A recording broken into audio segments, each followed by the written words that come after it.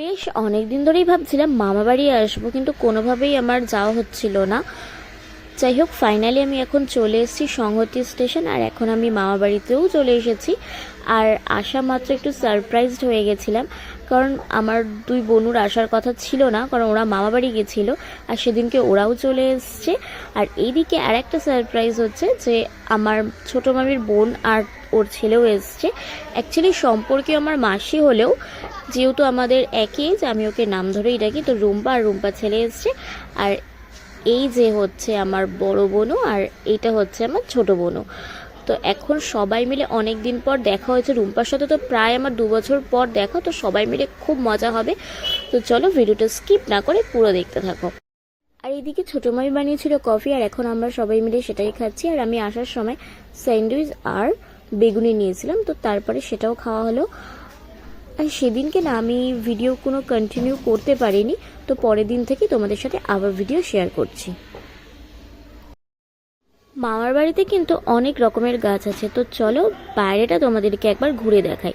তো ফার্স্টেই দেখো, এই সাইডে রয়েছে একটা পেঁপে গাছ, আর এদিকে রয়েছে জবা ফুলের গাছ, আর এইদিকে রয়েছে একটা গোলাপ গাছ। এই গোলাপ গাছটা কিন্তু সারা 12 মাসই আর কি এই গোলাপ গাছ এরকম গোলাপ হয়, আর যেটা কিন্তু দেখতে ভীষণই সুন্দর লাগে।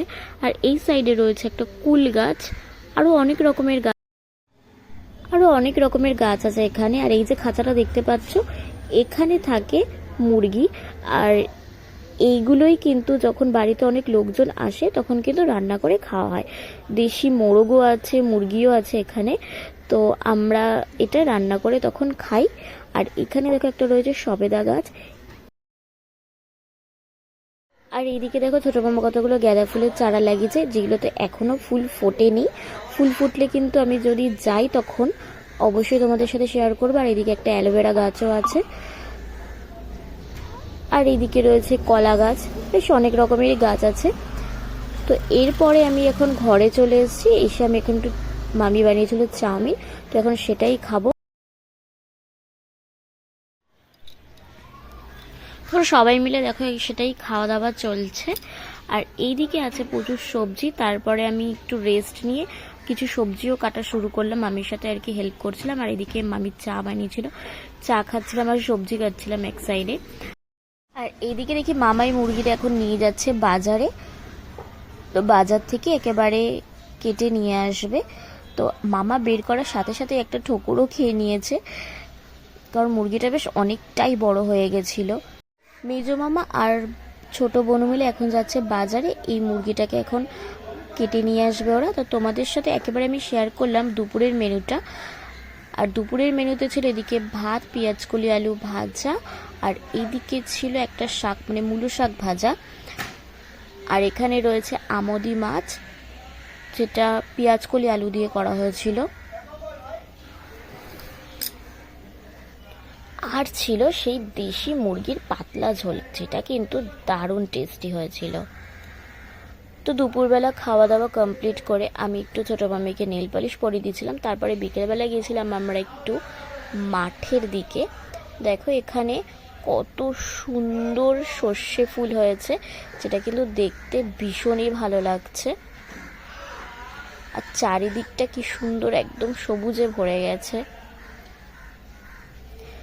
যদিও এখন পুরো ভর্তি হয়নি, কারণ এই সাইডে পুরো ভর্তি থাকে সর্ষে ফুল, আরও অনেক গাছ থাকে, মানে যেরকম গাঁদা ফুলও খুব হয়, কিন্তু এখনও সেগুলো খুব একটা হয়নি। তো তাও যেটুকু হয়েছে আমি সেগুলোই তোমাদের সাথে একটু শেয়ার করছি।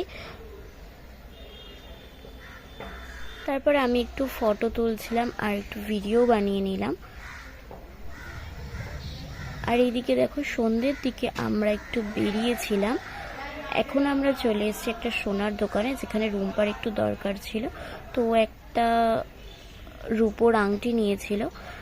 আর আমরা তখন এতই কথা বলায় ব্যস্ত ছিলাম, তো এইগুলো আমি আর ভিডিও নিতে পারিনি। তো যাই হোক, তারপরে দেখো আসার সময় নিয়ে এসেছিলাম মালপোয়া, আর বনুদের জন্য আর ওর ছেলের জন্য, মানে ভাইয়ের জন্য নিয়ে এসেছিলাম সন্দেশ। এগুলো ওরা খেয়েছিল আর আমরা খেয়েছিলাম মালপোয়া। আর এদিকে মা পাটিসাপটার জন্য সব তোড়জোড় শুরু করে দিয়েছে। এদিকে মা এখন নারকেল কোড়াচ্ছে, আর এইদিকে প্রায় পাটিসাপটা তো দেখো হয়েই এসে। ছোটো মামি কয়েকটা করেছে, আর তারপরে এখন দেখছি মা করছে। আজকের মতো ভিডিওটা আমি এখানে এন্ড করছি। দেখা হচ্ছে নেক্সট আর একটা ভিডিওতে। তো ততক্ষণের জন্য চলো টাটা।